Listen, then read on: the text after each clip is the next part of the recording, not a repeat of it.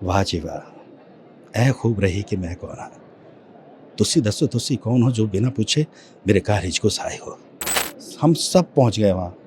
तो उन्होंने कहा, अब किस किस को क्या रोल दूं। कहते थे, कौन क्या करेगा, अब क्या करें, खुद ही देख लो यार। तो फिर हमने वहाँ एक ही कैरेक्टर को करने वाले क्या ही लोग थे। तब मैंने वहाँ पे मेकअप पकड़ा था। मैंने ठीक है, मैं कैरेक्टर नहीं, अब मैं मेकअप करूंगा। हाँ। नमस्कार दोस्तों, बेबाक भाषा में आपका स्वागत है। किताबों की दुनिया में नाटक, रंगमंच किस तरह से गुल खिलाता है, मिलाता है और नए नए आयाम खोलता है, इसके लिए हमारे पास खास मेहमान हैं जो बुक फेयर में मुलाकात हुई है। तो अभी आप बॉलीवुड तक पहुंचे हैं, तो अभी रंगमंच कितना याद आता है? और नहीं, रंगमंच तो मैं भूला ही नहीं कभी। याद वो चीज़ आती है ना जो भूली जाती है, जो भूल गए। तो रंगमंच तो मैं कभी भूल ही नहीं सकता। रंगमंच के साथ तो मेरा रिश्ता जितना रहा उतना शायद सिनेमा के साथ भी नहीं रहा। लेकिन सिनेमा एक अलग अलग विधा है और रंगमंच अलग विधा है। मैं रंगमंच को ये मानूंगा कि जैसे एक क्लासिकल संगीत होता है और एक होता है वेस्टर्न। तो जो हमारे जो सिनेमा है वो थोड़ा वेस्टर्न टाइप का है, उस टाइप का। और जो रंगमंच जो है क्लासिकल है। तो ये पूरा साहित्य है एक तरह से। तो रंगमंच साहित्य है, उससे जुड़ा रहना मेरी पहली पसंद थी। जो मैं रंगमंच में ही मैं आया था। बाद में सिनेमा में तो बाद में मैं गया। तो रंगमंच तो मैं कभी, आप भूलना तो शब्द ही नहीं है, वो तो भूल ही नहीं सकता। बस ये है कि समय नहीं मिल पाता, तो मैं कर नहीं पा रहा हूँ। और मैं चाह रहा हूँ कि मैं थोड़ा सा टाइम निकाल के रंगमंच में फिर से दोबारा से मैं उसको करूँ, क्योंकि संतुष्टि वही है।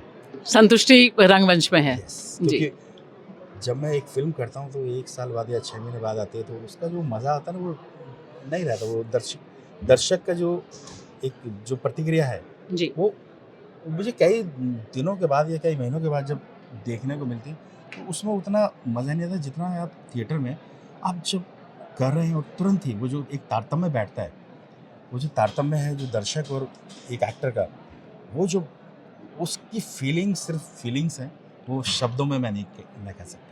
वो एक एक्टर ही जानता है।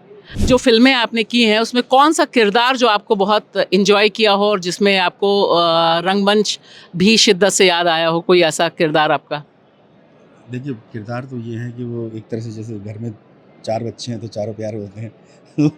उनमें से एक ये नहीं कह सकते कि ये अच्छा नहीं है, ये अच्छा है। तो किरदार तो सारे अच्छे होते हैं। जब अगर वो आपने किरदारों में भेद किया तो आप किरदार कर ही नहीं पाएंगे। हर किरदार से जब तक प्यार नहीं होगा तब तक आप कर ही नहीं पाएंगे। तो मेरा तो हर किरदार से प्यार रहा। लेकिन हाँ, उसके अंदर ये चीज़ होती है कि कुछ बहुत ही दिल के करीब आ जाते हैं। जैसे छोटा बच्चा बड़ा प्यारा होता है, बड़ा भी प्यारा होता है, लेकिन थोड़ा-सा छोटे को ज़्यादा प्यार मिलता है। तो उस टाइप के कुछ किरदार सिनेमा में जो थे उसमें एक तो अभी मैंने किया था एक दम लगा के हिस्सा और आँखों देखी। आँखों देखी का एक किरदार था मास्टर जी, जो मैथ टीचर है। वो एक बहुत ही प्यारी आँखों देखी में। हाँ, आँखों देखी में। और दम लगा के हिस्सा में शाका बाबू। तो ये 2 किरदार जो शुरू में उन्होंने मुझे मतलब इतना वो मेरे इतने दिल के करीब है। और रंगमंच में एक किरदार था, शायद आपने देखा होगा, जिस लाहौर ने वेख्या वो जमिया ही नहीं में एक दादी का कैरेक्टर मैंने किया था, फीमेल कैरेक्टर किया था। फीमेल कैरेक्टर आपने किया था? जी, और वो बहुत ही मुश्किल होता है फीमेल कैरेक्टर करना, वो मुझे मालूम था। मैं जब उसे कर रहा था तो मुझे ये डर था कि कहीं ये फ़नी ना हो जाए, क्योंकि कई बार होता है कि आप उसको हबीब साहब तनवीर हाँ, हबीब साहब ने डायरेक्ट जी, जी, जी। तो उसमें कहीं ऐसा ना हो कि लोग उसको, क्योंकि आप मेल फीमेल कॉमेडी में तो कर सकते हैं, लेकिन जहाँ सीरियस हो, संजीदगी में अगर आपको निभाना है तो वो फिर थोड़ा-सा डिफ़िकल्ट हो जाता है कि आप कैसे उसको मेंटेन करते हैं। तो मैंने उसको उस पे कुछ काम किया और ऐसा किया कि आज तक वो मुझे भी याद है कि ऐसा कैरेक्टर शायद मैंने पहले नहीं किया, और जिन्होंने देखा उनको भी याद है। तो आज भी जब भी कोई पुराने मिलते हैं तो वो कहते हैं वो दादी अभी भी याद है, क्योंकि लास्ट तक कोई जान नहीं पाता था कि ये मेल है। मैंने कोई अपनी आवाज़ चेंज नहीं की थी उसमें, मैंने कुछ चेंज नहीं किया था। आवाज़ भी चेंज नहीं की थी? कुछ नहीं किया था मैंने। मैं जब और एक उसमें एंट्री हुआ करती थी। मैं लाठी लेकर जब आता था, मुझे वहीं से पता चल जाता था कि हाँ, कैसे इसका इम्पैक्ट क्या पड़ रहा है। तो वो जो आवाज़ थी वो वैसी हुआ करती थी कि एक वो लोग देखते हैं कि डर जाते हैं देख के बच्चे। उसमें एक सीन है और वो कहते हैं कि अंदर कोई है। ये खाली हवेली समझ के उनको अलॉट की गई थी, लेकिन उस हवेली में एक बुढ़िया रहा करती थी। वो उनका किसी को पता नहीं था कि वहाँ पर है। वो जब आती है तो उसके जो आने का था ना, वो टक टक टक वो अपनी लाठी टेकती हुई आती है। और अचानक झाँक के तो वो देखती है तो वो पूछते हैं कि आप कौन? वाह जी वाह, ऐ खूब रही कि मैं कौन हाँ, तुसी दसो तुसी कौन हो जो बिना पूछे मेरे कारज को साए हो। तो जो उसकी जो आवाज़ होती थी, वो जो लेडी ऐसी कि आवाज़ में भी उसके दम था। और एक मतलब वहाँ पुरानी जो पंजाब की जो औरतें होती हैं, वो उनकी आवाज़ में भी एक दम भारीपन होता है, होता है। भारीपन, और एक साहसी लेडी है जो उसके बीच में भी झगड़ों के या दंगों के बीच में भी उसने वहाँ अपना छोड़ी नहीं छोड़ा अपनी। नहीं अपनी चीज़ को, और अपनी जगह को नहीं छोड़ा। तो वो आज भी मतलब मैं ये चाहता हूँ कि सिनेमा में मुझे इस टाइप का कोई कैरेक्टर मिलता है जो दमदार हो, जो जिसमें कुछ करने के लिए बहुत अच्छा हो।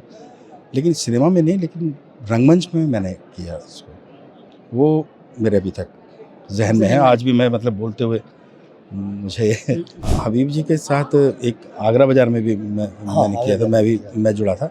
लेकिन उसमें क्या था ना कि उस टाइम पर आगरा बाज़ार के टाइम पे हम लोग जुड़े थे। तो आगरा बाज़ार में उन्होंने इतने लोग उससे जुड़े हुए थे कि उन्होंने जब पहले तो कुछ लोगों को बुलाया, और जब उसमें से आने शुरू हुए तो सभी आ गए, हम सब पहुंच गए वहाँ। तो उन्होंने कहा, किस किस को क्या रोल दूं? कहते थे कौन क्या करेगा, आप क्या करें, खुद ही देख लो यार। तो फिर हमने वहाँ एक ही कैरेक्टर को करने वाले क्या ही लोग थे।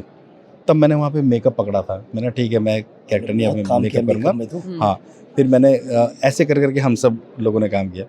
तो बाकी उनका जो ये था जिस लाहौरी वेख्या, वो श्री राम सेंटर में मैं उनके साथ नहीं कर पाया। वैसे बाहर किया हमने वो, लेकिन वहाँ इसलिए नहीं कर पाया क्योंकि उनके जाने के बाद वो फिर ये जिस लाहौरी वेख्या रिवाइव किया था राजेंद्र नाथ जी ने। लेकिन वो रिवाइव का कहूँगा, वो डायरेक्शन नहीं था उनका, क्योंकि वो हबीब तनवीर जी ही थे उसमें। तो वो हबीब तनवीर जी का जो उन्होंने असगर वजाहत जी से थोड़ा सा अलग, उनकी जो लेखनी है उससे थोड़ा सा अलग किया था उन्होंने। कुछ शुरू के जो सीन्स हैं उनको अलग किया था, तो वो उनकी एक खासियत है। तो बाकी क्या हबीब जी के साथ बाहर हमने किया। इसमें से तो कुछ ऐसे बच्चे मिलते हैं जो जब आते हैं ना फिल्म में कहीं भी कोई कैरेक्टर के लिए, तो अचानक मैं जब कहीं दिख गया तो एक बच्चे ने कहा, अरे सर आप? मैंने हाँ, अच्छा मेकअप के लिए? मैंने नहीं बेटा। मैंने मैं एक्टिंग। अच्छा आप एक्टर भी हैं? कितना अच्छा मेकअप करते थे ना। मैं एक्टर ही हूँ।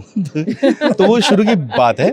तब वो बच्चे सिर्फ मुझे कई बार रंगमंच में वो ये सोचते थे कि ये मेकअप के लिए है। तो क्योंकि रंगमंच में मैंने सारे काम किया, म्यूज़िक, मेकअप, सेट डिज़ाइनिंग, सब चीज़ें की, क्योंकि रंगमंच में आज भी मैं उसके लिए तो मैं हमेशा तैयार हूँ। उन्होंने जो कहा था उसी बीच में एक चीज़ हो रही थी कि श्रीकांत उस समय श्रीराम सेंटर में था। श्रीराम सेंटर रेपेट्री में, तो कहते कि श्रीराम सेंटर को तुम श्रीकांत सेंटर करके जाओगे क्या? तो मैंने कहा नहीं, श्रीकांत सेंटर तो नहीं ये रहेगा, तो श्रीराम सेंटर ही, बस मैं यहाँ अब नहीं रहूँगा। फिर मैं धीरे धीरे करके तो कितने साल हो गए आपको निकले हुए? बस इसके साथ हम वहाँ से निकले हुए मुझे कम से कम हो चुके हैं 15-17 साल हो गए। 17। लेकिन रोज आते हो श्री राम सेंटर? रोज ही आते हो? नहीं, मैं दिल्ली में जब भी होता हूँ, मैं दिल्ली में जब भी होता हूँ, नहीं मैं नहीं आता हूँ। मेरी मसल्स मेमोरी में इतना घुस गया है कि मैं गाड़ी लेके निकलता हूँ, तो जब मुझे होश आता तो मैं श्री राम सेंटर के बाहर खड़ा होता हूँ। कलाकारों से घिरे होते अब मैं कहता हूँ जब आ गया तो चलो फिर अब सबसे मिल लेते हैं। बहुत बहुत शुक्रिया आप सबका समय निकालने के लिए और इतनी प्यारी आत्मीय बात साझा करने के लिए। मुझे लगता है कि ये जो रिश्ता है, और हम किताबों की दुनिया में हैं, पुस्तक मेले में हैं, और ये मुलाकात अनायास जिस तरह से हुई, जीवन में कुछ इस तरह के अनायास सृजन को और आगे बढ़ाते हैं, क्रिएटिविटी को और बढ़ाते हैं। आप सबका बहुत बहुत शुक्रिया। आपके बहुत बहुत शुक्रिया।